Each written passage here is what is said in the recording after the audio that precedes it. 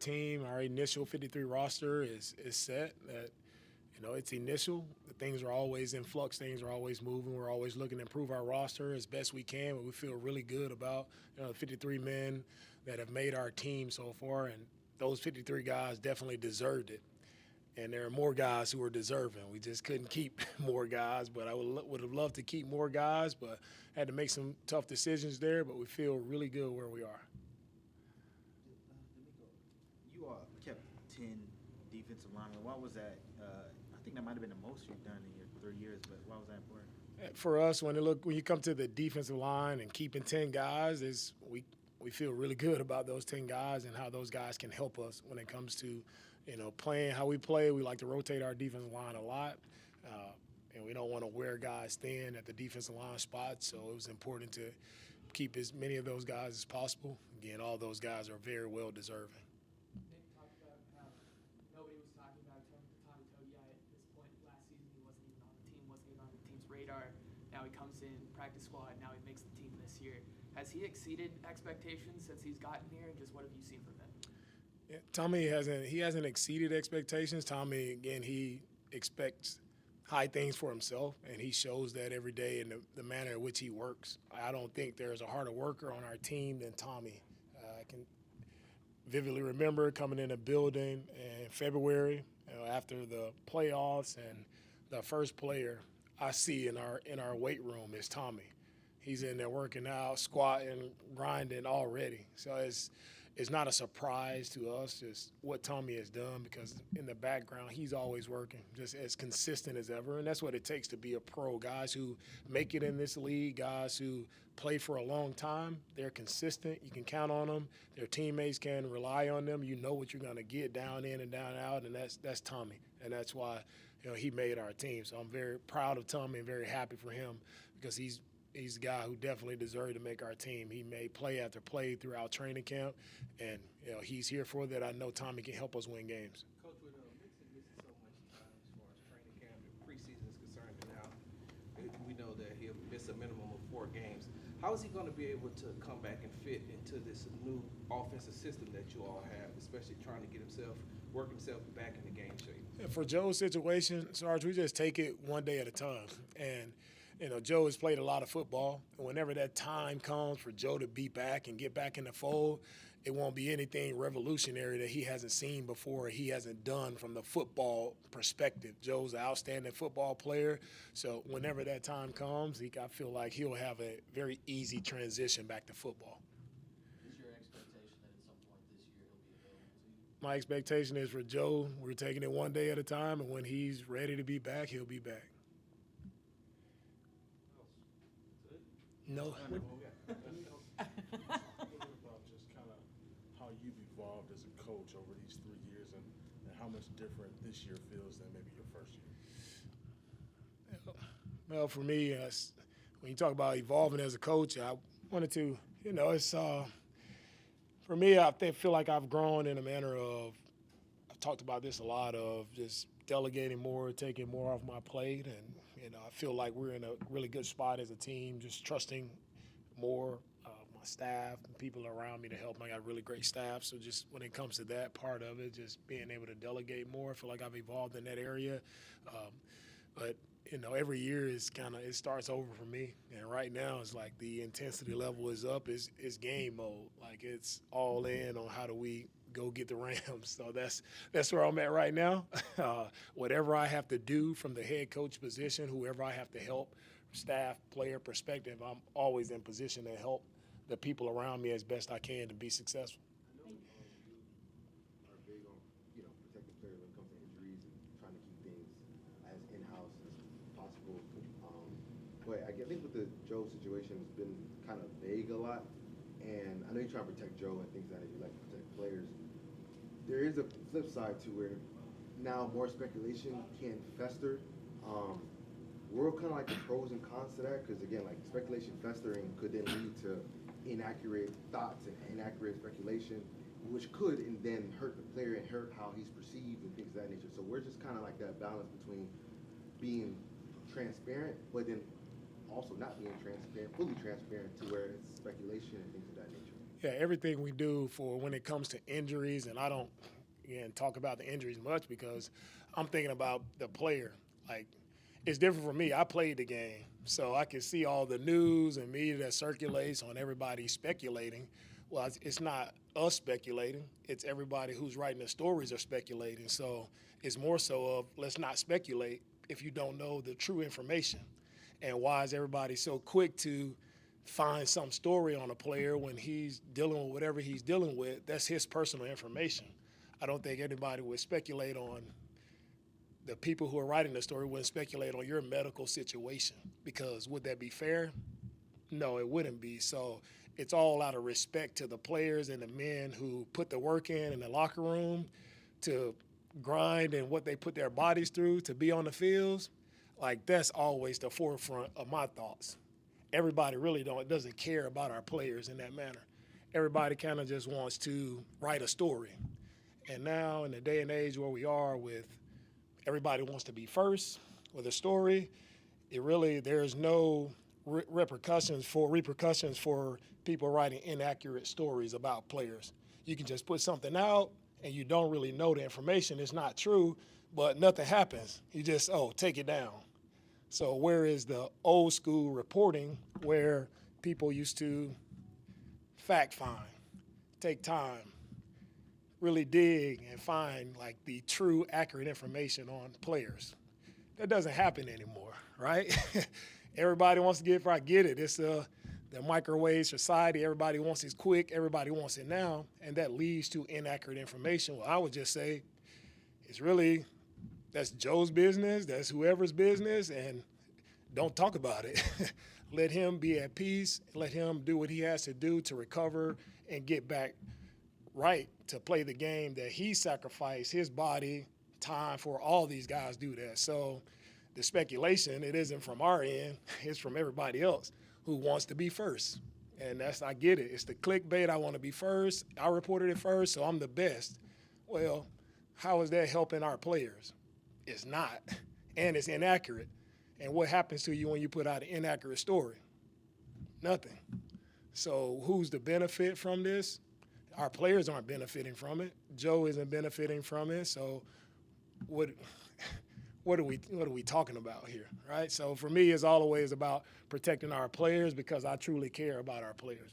Hey, DeMeco, one of the two things that all of us have had questions about was the offensive line in the offseason, right? How do you feel about where you are now with the line, as you are almost set, I guess?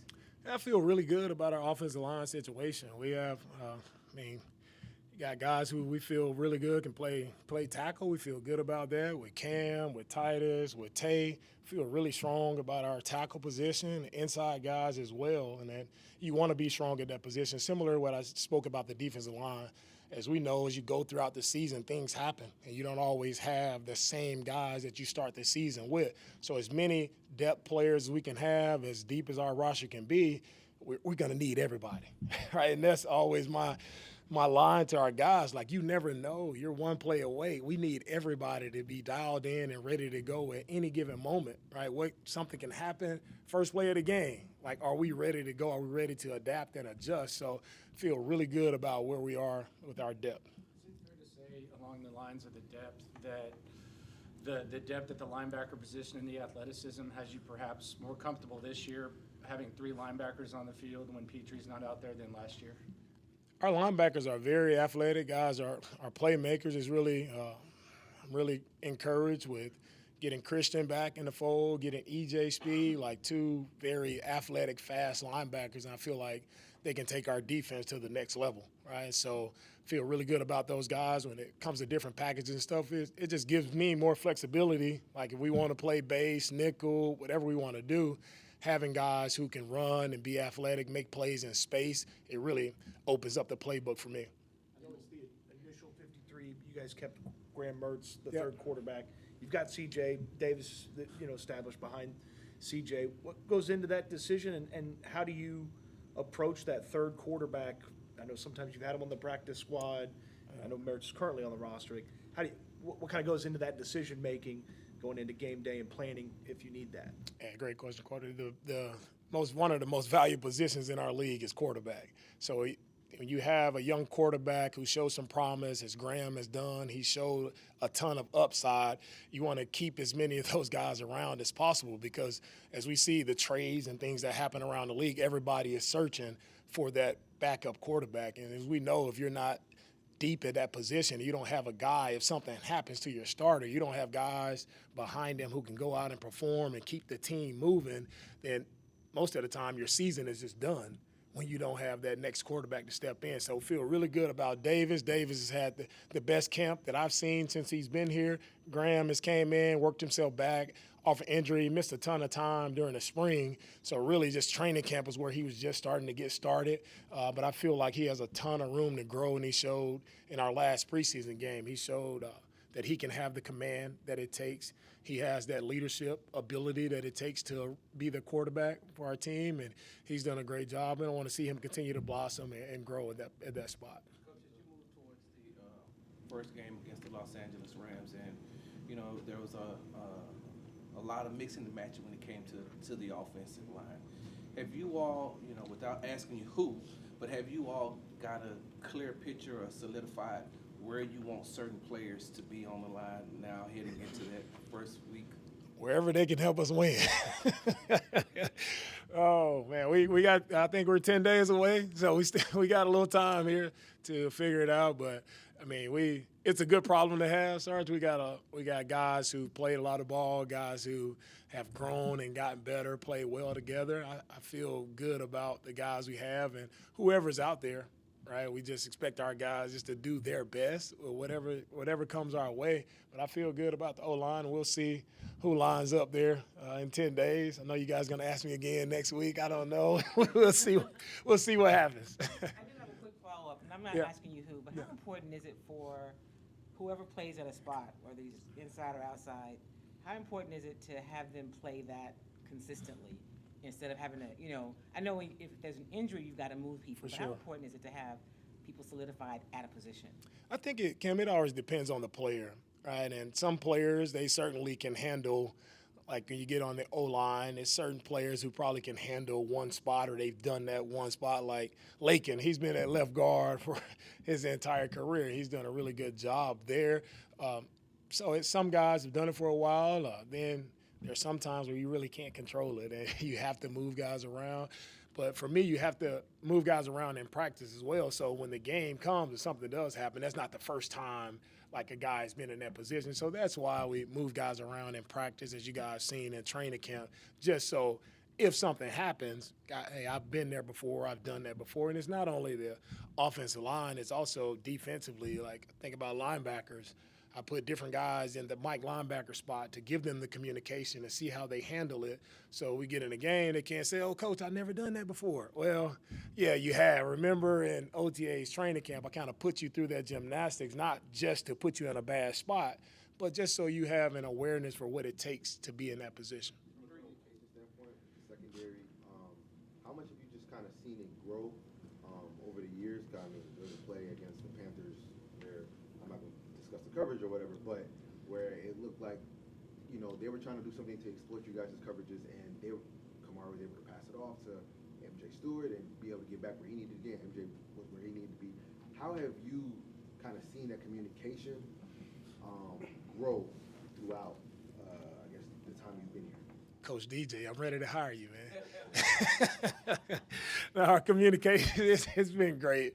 You see, the guys have done it for a long time. They've been doing it for 3 years now, and the more you do it, is the easier it gets. So you see guys passing off things in coverage or making the right checks and things, getting us in the right spot. It helps. It's time on task. It helps, and guys, they work hard at it. So you'll see if we do it the right way, we should be in a good spot to allow our D-line to get home. Speaking of year three, Coach, take a couple more. Speaking of year three, you, Will, CJ, y'all came in here together. When you look at the growth the maturity that they have matured over these last 3 years, what have you seen from them? And also, how has their growth, sprinkled down to players like Kamari and Kalen? When you talk to them, it's almost like they've been in the league for 4 or 5 years when it's only year 2 for them. That's the cool part about leadership, seeing Will, CJ, just seeing them flourish as leaders, not so much worried about themselves and doing what they need to do on the field. We know they're going to play at a high level. Now, not just to play, how do they interact with their teammates? How do you bring other guys along and show them what it looks like, not only on the field but off the field as well? I feel like both guys have matured, and as they should. Both are more mature, and just every day just being off the field, just seeing these guys interact with their teammates. They're more mature guys, and therefore it allows them to be better leaders when it comes to leading the locker room. So I'm proud of the leadership that Will and CJ, they've shown. Stingley, how he's shown Kamari and Kalen, like the things that he does to take care of his body, like taking those guys under his wing, getting them in early, doing all those little things. Everybody sees the production. They see the big play, the interception, but you don't see the work that Stingley does, right, behind the scenes. And so for the young guys to see that, like, oh, you want to be a great player, well, this is what one of the best players in the league does to take care of his body. So a lot of it, like from Stingley, is just his actions. He doesn't has to say much, but you can see by his actions, like guys, they look to him. They're looking up to him. They're looking up to Will every single day, and those guys are leading in the right way. I couldn't ask for better leaders. From a coaching perspective, for me, it's like I don't have to say as much, all right? Like Will, CJ, other guys in the locker room, Zeke, like we have a ton of great leaders who our young guys can follow. Without being biased, do you think that they were, the way that your players were ranked in the top 100 players of 2025, do you like their rankings, or do you think that, could have been moved around a little bit? Oh, man. We pay attention to the top 100? No, I'm not. No, it's a credit to those guys. That's a big deal. It's a big deal to a lot of our players. So, just for bragging rights, I think it does mean a lot to those guys. Who was our top guy? Sting? Sting, yeah. So it's so we had a few guys on there, I think, well deserving. A lot of guys made it because they're great players. They're some of the best players in the league. So I'm proud to see our guys make that and get that recognition. It's pretty cool when you're working a lot. Texans don't get a lot of coverage, but when we do get the coverage, to see our guys get recognized on that national level, that's big for them. I'm proud of those guys for that. Obviously, the offense, there'll be a lot of attention on it because it's most new. But if I could take you back, what was most important when you were looking for an offensive coordinator? What was most important for you? The most important thing for me when I was looking for an offensive coordinator was the connection piece. Right? It's about how you interact with the players. That was the most important piece to me because I feel like coaching is all relationships, right? And it's if I can build that deep relationship, that trust factor with a player, and I can, as players and coaches, we can accomplish anything because we have that tight relationship. And it goes to the guys I'm looking for in our team. I talk about looking for everybody to come together, right, and be a tight-knit unit, right, to be together because when the ups and downs of the season, it's going to happen. There are going to be some high moments. There are going to be some low moments, but who are you in those low moments? The only thing that can allow you to survive those low moments is having a trust, having that true trust, having that true deep connection and relationship, with your coaches and players, and that allow you to get through everything. So that was the main. DeMeco, the matrix of your 53-man roster, I think we discussed this last year. You got roughly about a handful of guys got 10 years in the league. Why is that still important for you just to have those guys around? Even though you got a majority of them are still young players. They young pups when you look at them, when you compare them to the 10-year vets. Why is that important? The league has definitely gotten much younger, but you still need those those vets who've done it at multiple places, done it at a high level and different times throughout their careers. I think it's always important to have the veteran guys because the vets are the ones who they pass the game down. They pass the traditions down to the young players. And we only, in this league, for me, myself coming in as a young player, I was able to stand on the backs of the guys who paved the way before me. And so it's important for those guys to understand the history of the game and understand, the game doesn't grow, right, without the guys the sacrifice they did before you. So it's important to always have those guys in the locker room, and also not just because they're 10-year vets, because they're good players as well, and they can still go perform at a high level. Hey, DeMeco, you've talked about wanting, obviously, to run the ball. That's been one of the things you said since you've been here. What is it this year that makes you feel confident about your room? Is it the scheme? Is it the changes up front? Is it all of it? Personnel? What is it that gives you the confidence about your run game? I'm more confident in the run games because of what I've seen through training camp. Like I've seen our guys improve on just their blocking combinations up front. I've seen us, run the ball and not give up immediate penetration in the backfield to allow our backs to stop their feet. So I've seen it time and time again since we've been here throughout OTAs and throughout training camp. I've seen the production that our run game can have strictly because of what those guys are doing up front. Like our tight ends are doing a much better job of blocking at the line of scrimmage. Our O-line is doing a much better job of knowing where they're going and working in combination, working together, making the right calls, the right checks. So we're starting cleaner. We're starting right, and that allows me to have the confidence that I have that we should be able to run the football this year. All right? Thank you, guys.